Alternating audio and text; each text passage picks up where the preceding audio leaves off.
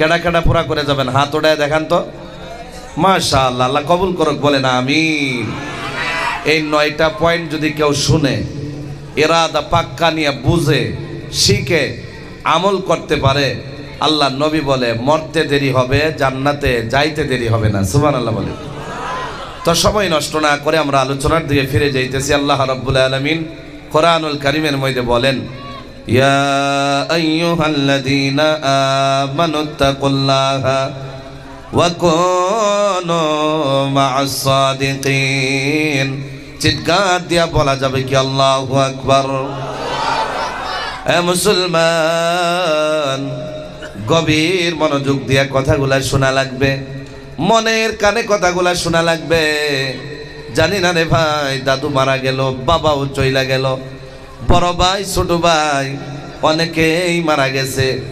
জানি না রে ভাই, আজকের রাতটা কার জন্যে শেষ রাত হয়ে যায়। এই জন্য আজকের বয়ানটা শেষ বয়ান মনে করে করতেছি রে ভাইয়া।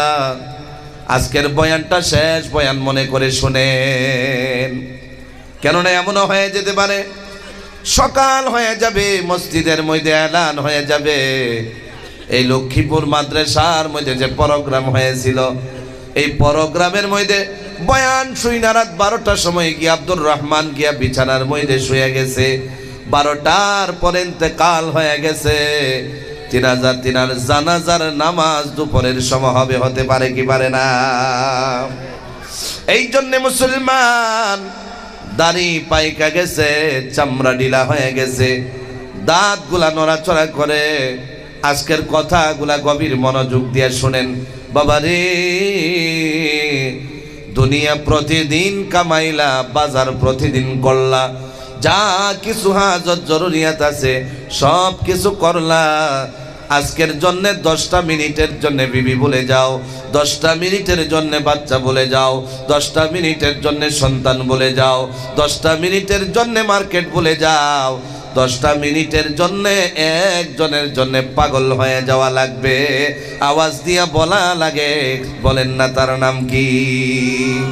আর একটু জোরে বলেন না আল্লাহ। ওই আল্লাহ রাব্বুল আলামিন কোরআনুল কারীমের মধ্যে দিকে বলে, ইয়া আইয়ুহাল্লাযীনা আমানু, ঈমানওয়ালারা, আয় মুত্তাকি পরহেজগার বান্দারা, আয় বিশ্বাসী বান্দারা। এখন আমি আপনাদের কাছে যদি প্রশ্ন রাখি ভাইয়া, আল্লাহ যে এত মায়া কইরা ঈমানওয়ালার বইলা ডাক দিছে, আল্লাহ এত মায়া কইরা বিশ্বাসী বইলা ডাক দিয়ে দিছে, এখন আমি আপনাদেরকে জিজ্ঞাসা করি, আল্লাহ যদি চাইতো জিনাখোর বইলা ডাকতে পারতো কি পারতো না? আওয়াজ দিয়া বলেন, পারতো কি পারতো না? আল্লাহ যদি চাইতো ঘুষখোর বলে ডাকতে পারতো কোরআনুল কারীমের মধ্যে। আল্লাহ যদি চাইতো সুদারু বইলা ডাকতে পারতো। আল্লাহ যদি কোরআনুল কারীমের মধ্যে চাইতো মদারু বইলা ডাক দিয়া দিতে পারতো। আল্লাহ রাব্বুল আলামিন যদি চাইতো কোরআনুল কারীমের মধ্যে এক কথা বুঝাইতে গেলে মা বোনদেরকে বেপরদা মহিলা বলতে পারতো কি পারতো না? আওয়াজটা দিয়া বলেন, পারতো কি পারতো না? সবাই আওয়াজ দেওয়া লাগবে। এখন বলেন বাবাজি, এই কথাগুলা দিয়া ডাক দিতে পারতো কি পারতো না? আল্লাহ রাব্বুল আলামিন বলেন, আমি যদি আমার বান্দারে জিনাখোর বলে ডাক দেই, আমার বান্দা তো সাড়া দেবে না। আমি যদি মদারু বইলা ডাক দেই, আমার বান্দা সাড়া দেবে না। আমি যদি ঘুষখোর বইলা ডাক দিই, আমার বান্দা সাড়া দেবে না। আমার বান্দিকে যদি আমি বেপরদা বইলা ডাক দিয়া দেই, আমার বান্দি তো সাড়া দেবে না। এই জন্য মায়া মমতা লাগাইয়া এমন একটা ডাক দিয়া দিছি, যেই ডাক দিতে দেরি আমার বান্দার সাথে সাথে শুনতে দেরি হবে না। কথা ঠিক কিনা? তাহলে আল্লাহ রাব্বুল আলামিন মুমিন বইলা ডাক দিছে। বাবারে, আওয়াজ লাগাইয়া বলেন, মুমিনের দাম আছে না নাই? এ বাবা, ঈমানওয়ালার দাম আছে না নাই? ঈমানওয়ালার যে দাম রয়েছে, পৃথিবীর মন্ত্রী মিনিস্টার এমএলএর এতটুকু দাম আসেনি। তাদের দাম দুনিয়াতে আছে। কেন না? দুনিয়ার দাম একদিন আছে, পরের দিন শেষ হয়ে যায়। দুনিয়ার দাম আজকে আছে, কালকে শেষ হয়ে যায়। দুনিয়ার ক্ষমতা আজকে আছে, কালকে শেষ হয়ে যায়। এই দুনিয়াতে আসলাম, সুন্দর চেহারা নিয়ে আসলাম, একদিন চেহারা আছে এমন বিমার হয়ে যাবে, তার পরের দিন শেষ হয়ে যাবে। বাবাজি, 10 বিঘা জমি নিয়ে বসে আছো, তারপরের দিন পথের ভিখারি হয়ে যাইবা। এক কথা বুঝাইতে গেলে দুনিয়ার সব কিছুর দাম আছে, সেকেন্ডের ভরসা নাই, সাথে সাথে চলে যাবে।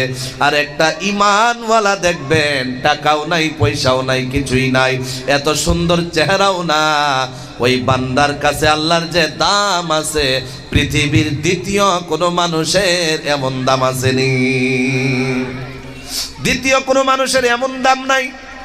নজওয়ান মনে মনে ভাবতেছ আমার 15 বছর হয়েছে, আমি মমিন হইতে পারলাম না। বাবা মনে মনে ভাবতেছ 80 বছর হয়ে গেল, পারলাম না। কে বলছে পারলেন না? এমন মজমুয়ার মধ্যে যারা বসতে পারে তারা আল্লাহওয়ালা হওয়া লাগে, এমন মজমুয়ায় যারা বসতে পারে না তারা আল্লাহওয়ালা দাবি দিলেও মানা যাবে না। কেন না রে ভাই, আল্লাহর ভয়, আল্লাহর তাকুয়া থাকলে এমন মজমুয়ায় বসা যায়। আল্লাহর ভয়, আল্লাহর তাকুয়া, মাদ্রাসার মোহাব্বত না থাকলে এমন মজমুয়ায় বসা যায় না, যায় না। জোরে বলেন না কথা, ঠিক কি না?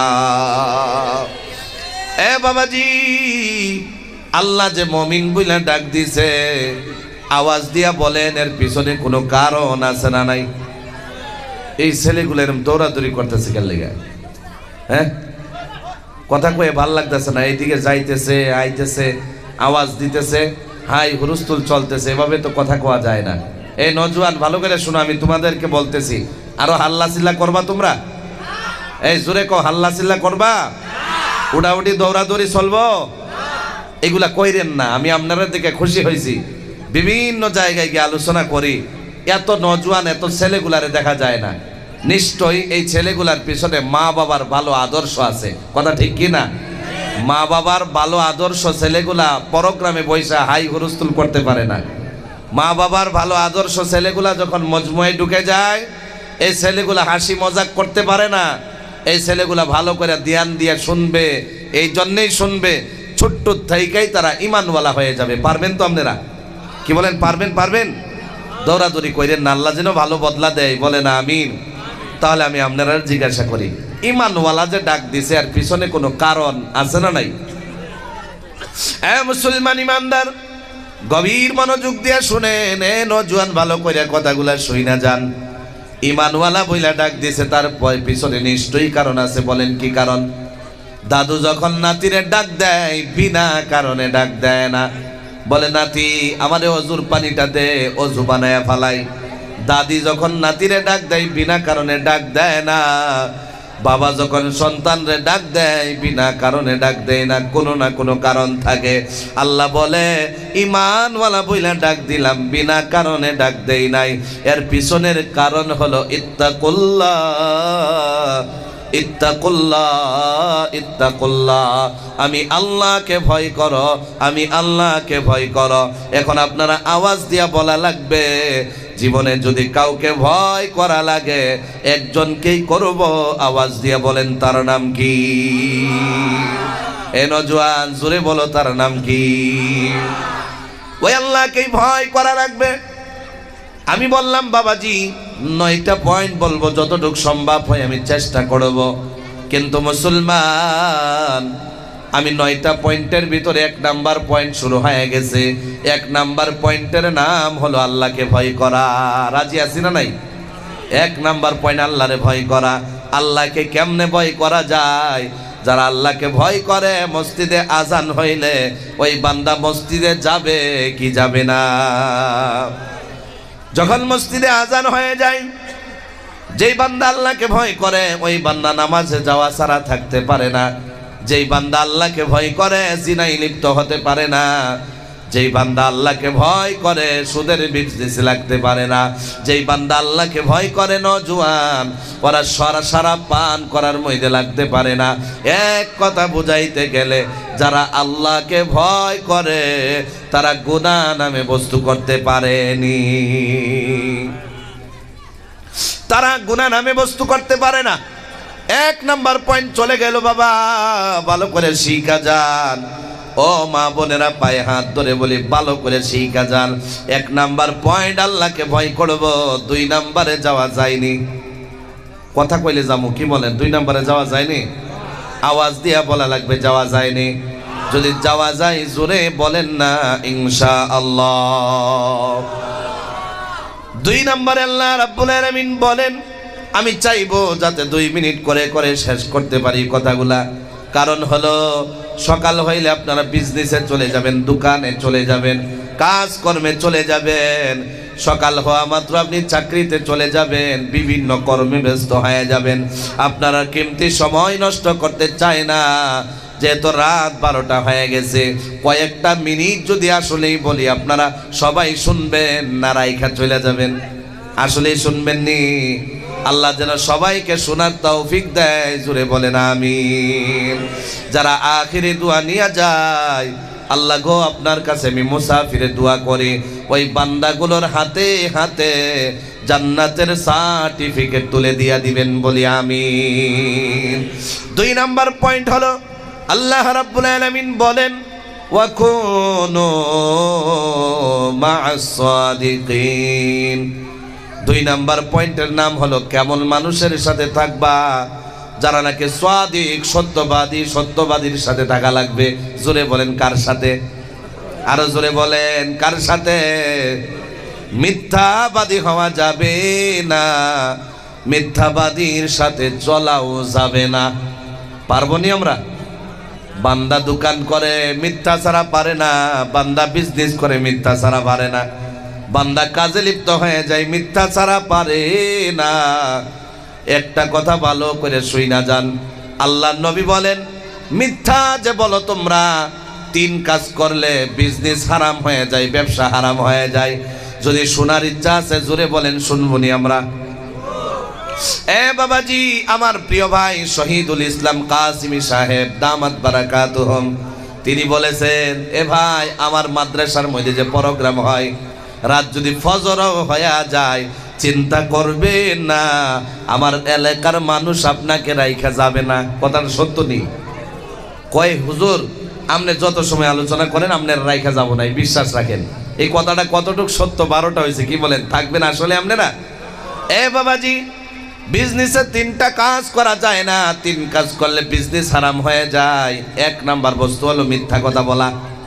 বিজনেসে যখন মিথ্যা কথা বলবেন, যে একটা বস্তু কিনলেন 10 টাকা দিয়া, বললেন 12 টাকা 13 টাকা হইলে দিয়া দিব, মিথ্যা হয়েছে না? যদি কান 10 টাকা দিয়া কিনা নিয়ে আসছেন, বলেন 12 টাকা দিয়ে আনছি, 13 টাকা দিলে বিক্রি হবে না, হয়তো বিক্রি হবে না। এ বাবা, আপনি লাভ করেন, কোনো অসুবিধা নাই, সত্য বলা যাবে না। সত্যটা কি করা যাবে না? সত্যটা বলা যাবে না। আপনি যদি সত্য বলেন, তারপরেও কেউ বিশ্বাস করবে না। 10 টাকার বস্তুটা যদি আপনি বলেন যে আমি 8 টাকা দিয়ে কিনে আনছি, আসলে কিনছেন 10 টাকা দিয়া, ভালো করে মনের কান দিয়া শুনেন, যে কিনছি 10 টাকা দিয়াই না, আমার কাছে বললেন যে হুজুর 8 টাকা দিয়া কিনছি। এরপরেও কিছু মানুষ আছে বলবো 8 টাকা দিয়ে আনলে তুই সত্য বলতিস না, মনে হয় 6 টাকা দিয়ে আনছস। কথা ঠিক না? বিশ্বাস করবে না, বিশ্বাস করবে না। ধরেন আপনি গরুর ব্যবসা করেন, 10,000 টাকা দিয়ে কিনা নিয়ে আসছেন, আপনার বাড়ির পাশের মানুষটা গরুটা পছন্দ হয়েছে, বলে 1,000 টাকা লাভ দিয়ে দে, গরুটা দিয়ে দে। ওই ব্যাপারী মনে মনে ভাবতেছে, যদি বলি 10,000 টাকা 11,000 দেয়, 1,000 মাত্র লাভ হইব। এই ব্যাপারী ডাক দিয়ে বলে 15,000 দিয়ে আনছি, 1,000 লাভ দাও, 16 দিয়ে দাও। এখন বলেন এমন বিজনেস করা মানুষ আছে না নাই? এইভাবে যদি কেউ বিজনেস করে, 10-এর যদি 15 বানাই, এ বাবাজি মিথ্যা হয়ে গেল। যত টাকা কামাইলো এই টাকা দিয়ে ঘরে ব্যবসা করার পর, এই ছেলেগুলার বাইর করে দেন না, হয়তো কথা কোয়া যেত না। হব বাদ দেন, হয়েছে হইব রাখেন, হয়েছে বুঝা লাইছে তারা। এখন কথাটা বুঝতেছেন আপনারা? 10-এর যদি 15 বানাই, তাহলে বিজনেস হারাম হবে না? 10-এর 15 বানাইলেন, 16 নিলেন, যেই টাকা কামাইলেন এই টাকা দিয়া সদাই কইরা বাজার করে ঘরে নিয়ে গেছেন। ঘরে নিয়ে যাওয়ার পর গোশত মাসে নিয়ে, এ বাবাজি 2 বছর 3 বছর 5 বছরের সন্তানরে খাওয়াইলেন। আল্লাহ নবী বলে বান্দার জেহেন দিমাগ যদি একবার পড়লে একটা বস্তু মুখস্থ হয়ে যায়, মিথ্যার কামাই কইরা নিয়ে আপনার সন্তানের জন্যে গোশত খাওয়াইলেন, কাজু বাদাম খাওয়াইলেন, কিশমিশ খাওয়াইলেন, বিভিন্ন ধরনের বস্তু খাওয়াইলেন, মিথ্যার রোজগার খাওয়ানোর কারণে আপনার সন্তানটার ব্রেন দুর্বল হয়ে যাবে। যেটা একবার পড়লে মুখস্থ হয়তো এটা 20 বার পড়া লাগবে না, হয়তো মুখস্থ হবে না। দুইটা নোকসান হইল। এক নাম্বার আপনি হারাম খাইলেন, বিজনেস হারাম হয়ে গেল। দুই নাম্বার আপনার সন্তানগুলোরে গাদা বানায় লাইলেন, জেহেনে ঝুঁকি আছিল, আপনার ছেলেটারে জেহেন দুর্বল করে লাইছেন। এক নাম্বার চলে গেল। দুই নাম্বার হলো অনেক মানুষ আছে দেখবেন দোকান করে, দোকানের মধ্যে অনেক বিয়াক্কল কাস্টমার আসে কি আসে না, মানে হিসাব বুঝে না। কথা বুঝতে আসছেন আপনারা? মানে হিসাব বুঝে না এমনও মানুষ আজকার ডেটেও আসে না, আসে না? দোকানে আসছে, ভালো করে শুনেন, দোকানে আইসা 120, 30, 40, 50, 70 টাকার বস্তু লয়ে লাইছে, 500 টাকা নোট দোকানিরে দিছে। এখন কত রিটার্ন দেওয়া লাগবে এটা তার জানা নাই। আছে না, আছে না? যদি কয় এমন মানুষ আজকের ডেটে আছে না নাই? 170 টাকা 75 টাকার বস্তু নিছে, 500 টাকা দিয়ে দিছে, কত রিটার্ন পাবে এটা সে জানে না, ভুইলা গেছে, জানে না, হিসাব মিলাইতে পারে না। আপনি এই চান্সটা পায় লাইছেন, চান্স পাওয়ার পর কিছু একটা টাকা উল্টা ফুল্টা করে তারে কমায়া দিয়ে দিছেন। বিশ্বাস করেন হিসাবে খেলিমেলি লাগাইয়া ঠগানোর কারণে দুই নাম্বার যেটা বস্তু বিজনেস হারাম হয়ে যায়। যখন টাকা আপনি ঠগাইয়া মাইরা দিলেন আপনার বিজনেস হারাম হয়ে গেল, দুই নাম্বার চলে গেল। তিন নাম্বার হলো অনেক দোকানি আছে, দোকানের মধ্যে দোকান করতে গেলে পাল্লা দিয়া ওয়েট করা লাগে, কি লাগে না? পাল্লা দিয়ে মাপা লাগে না? জোরে কন, পাল্লা দিয়ে মাপা লাগে। মুসলমান ইমানদার, ধরেন 1 কেজি ডাল বিক্রি করবে, আপনি সবাই গেছেন ডাল কিনতে, 1 কেজি ডাল কিনবেন। 1 কেজি ডালের দাম ধরেন উদাহরণস্বরূপ 50 টাকা। কথা ঠিক আছে তো? বুঝতেছেন? 50 টাকা দিয়ে 1 কেজি ডাল কিনবেন, আলাপ আলোচনা শেষ হয়ে গেল, 50 টাকাই লাগবে। এখন আপনার কাছে বিক্রি করবে 50 টাকার ডাল 1 কেজি হওয়া লাগে, ও পাল্লা মাইরা 750 গ্রাম করে লাইছে, তার বিজনেসটা হারাম হয়ে গেছে। এটা হলো একটা সূরত। দুই নাম্বার সূরত হলো এই যে মানুষটা পাল্লা মারে নাই, 1 কেজি ডাল হতে গেলে বলেন, সবাই আওয়াজ দিয়া বলবেন, যদি 999 গ্রামও হয়, 1 গ্রাম কম হয় 1 কেজি হইব নি? 1 গ্রামও যদি কম হয়, আপনারা ব্যবসাজীবী মানুষ আমি জানি, আপনারা ব্যবসা করেন, সবাই ব্যবসা বুঝেন, এই জন্য কথাটা বুঝাইতেছি। মুসলমান এগুলা কাজ যদি না করেন বিজনেস হারাম হয়ে যাবে। 1 কেজি পুরা হইতে মাত্র 1 গ্রাম বাকি আছে, আপনি মনে মনে ভাবতেছেন 1টা গ্রামেরই তো কথা, যা বলার দরকার নাই, ডাল শেষ হয়ে গেছে আর ডাল নাই, 1 গ্রাম কম পড়ছে।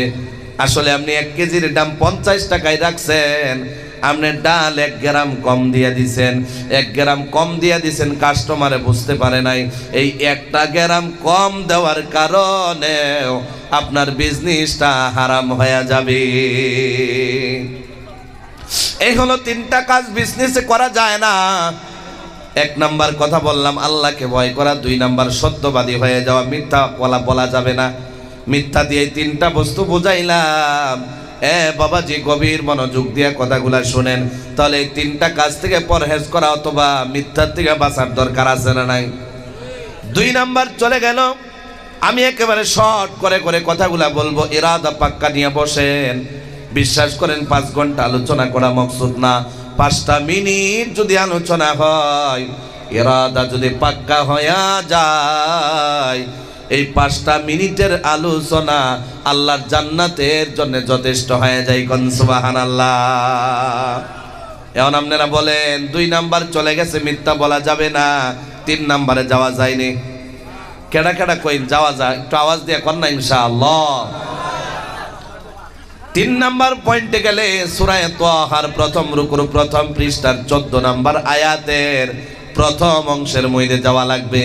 আল্লাহ রাব্বুল আলামিন ডেকে ডেকে বলেন, ইন্নানি আনাল্লাহ, নিশ্চয়ই আমি আল্লাহ। আওয়াজ দিয়া বলেন এই কথাটা কেডা কইতাছে? আল্লাহ রাব্বুল আলামিন বলেন, আমি নিজেই আল্লাহ। বাবা, এমন কোনো মানুষ নাই আল্লাহ আছে বিশ্বাস করে না। কিন্তু বিশ্বাস কেমন করে, জানে আল্লাহ আছে কিন্তু আল্লাহর কাজ করে না। কিছু চাইতে গেলে আল্লাহর কাছে চায় না। আছে না নাই জোরে বলেন? কিছু আপদ বিপদ লাগছে এলাকার মাপধরের কাছে চইলা যায়। কিছু প্রয়োজন হয়েছে, এক প্যাকেট নিমক লাগে, মানুষের সামনে হাত বাড়ায়, আল্লাহর কাছে চায় না। বিপদ আপদ আইসা গেছে, আল্লাহর কাছে চায় না। বিমার আইসা গেছে, শিফা করানি লাগে, কবিরাজের কাছে চইলা যায়, ডক্টরের কাছে চইলা যায়। আপনি যাবেন তো যাবেন ঠিক আছে, একজনের কাছে শিফার কথাও বলা লাগবে কি লাগবে না? যে আল্লাহ শিফা দিয়ে দেয়, যে আল্লাহ আপনার মুসিবত দূর করে দিতে পারে, যে আল্লাহ আপনার সন্তান হয় না, যে আল্লাহ সন্তানের ব্যবস্থা করে দিতে পারে, যে আল্লাহ আপনার বিভিন্ন জরুরতগুলা পুরা করে দেওয়া দিতে পারে, ওই আল্লাহ নিজেই বলতেছে ইন্নানি আনাল্লাহ, নিশ্চয়ই আমি আল্লাহ।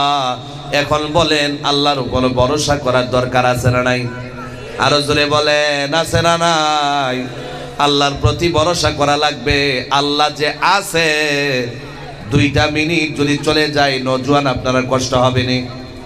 মাত্র 2টা মিনিট চলে যায়, 2টা আয়াতের ব্যাখ্যা দিলে আল্লাহ আছে বুঝতে পারবেন। এই যে আপনারা জমিনের মধ্যে বসে রইলেন, এই জমিনে যে বসে রইলেন, এখন বলেন এই জমিনটা যিনি বানাইছে আওয়াজ দিয়া বলেন তার নাম কি? এই যে আপনি বসে রইলেন, সকাল হয়ে যাওয়া মাত্র আপনি উপরের দিকে তাকাইবেন, আল্লাহ রাব্বুল আলামিন বলেন ওয়া বানাইনা ফাওকাকুম সাবআন শিদাদা। আল্লাহ বলেন আমি তোমার মাথার উপরে নজর এদিকে দেন, ধ্যান এদিকে দিয়ে কথাগুলা শুনেন। যদিও কষ্ট হইতেছে, একেবারে শর্ট টাইম, আমি আলোচনা শেষের দিকে যাইতেছি।